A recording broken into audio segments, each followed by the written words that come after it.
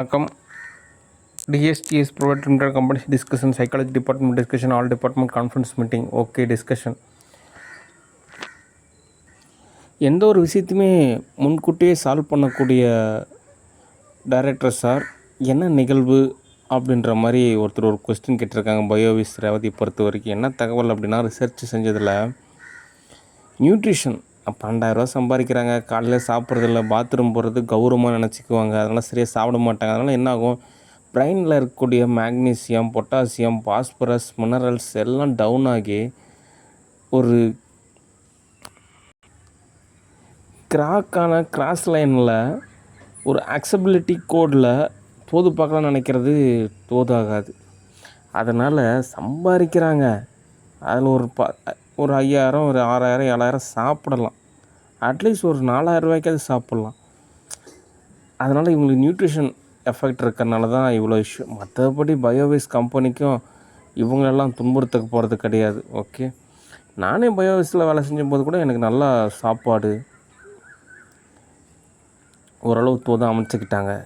Okay, அதனால் நல்லா சாப்பிடணும். அப்படின்னா தான் பிரெயினுக்கு தேவையான நியூட்ரிஷன் கிடைக்கும். அப்போ தான் இந்த மாதிரி எரர் ஆகாது. அவங்க என்ன நினச்சிக்கிறாங்க, இவ்வளோ மூவி எடுத்திருக்காரு, கேம்ஸ்லாம் புக் பண்ணியிருக்காரு, டாப் லெவலில் இருக்கார், அவரே மட்டம் தட்டி நம்ம கொஞ்சம் தோது பார்த்துக்கிட்டோம் அப்படின்னா நம்ம தான் தோதான நபர் அப்படின்னு நினச்சிக்கிறாங்க. அப்படி தோதாகாது.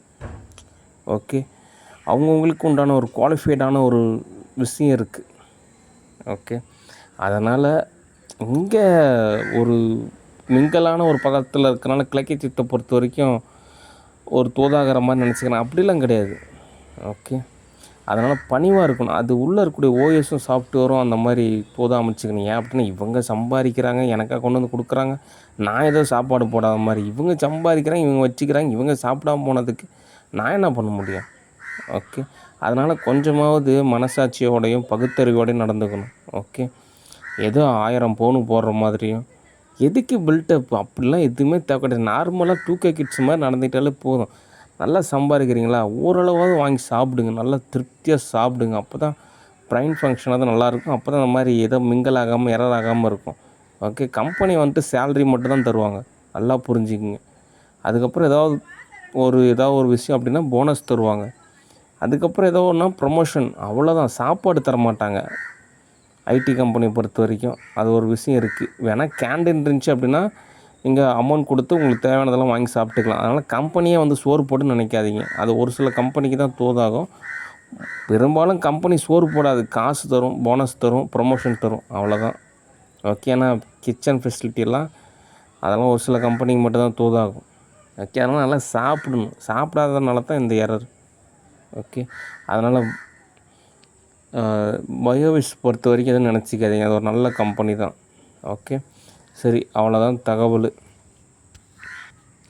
பாருங்களேன், ஒரு விஷயம் குவாலிஃபைட் ஆனதுக்கப்புறம் ஒரு சக்ஸஸாக ஒரு பாராட்டலாம், ஒரு வாழ்த்து சொல்லலாம், அப்படிலாம் நினைக்காம மட்டம் தட்டி தோது பார்த்துக்கலாம் நினைக்கிறது எப்படி தோதாகும்? ஓகே, அதனால் பண்பு நிலை பொறுத்த வரைக்கும் பாராட்டணும், வாழ்த்தணும். ஓகே, சில நல்ல விஷயத்தை நம்ம சொல்லி கொடுத்தா தான் அவங்க அப்படியே ஃபாலோ பண்ணுவாங்க. ஓகே, அவ்வளோதான் விஷயம். சரி, நன்றி, வணக்கம், பாய்.